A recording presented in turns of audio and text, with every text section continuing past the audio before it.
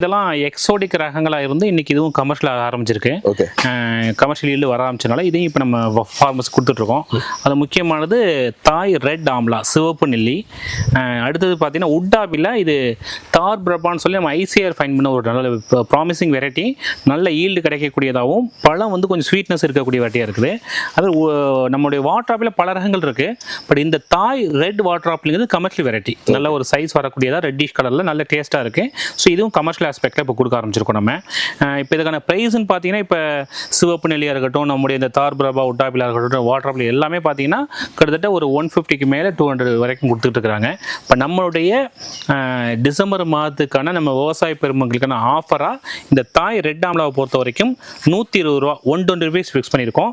அதே மாதிரி நம்முடைய தார் பிரபான்னு சொல்லக்கூடிய இந்த உட்டாபில் விளாம்பழம், அந்த விளாம்பழமே நம்ம பார்த்தீங்கன்னா இது ஒரு பெட்டர் வெரைட்டி, இது ஒரு 120 ரூபா 120 rupeesக்கு ஃபிக்ஸ் பண்ணியிருக்கோம்.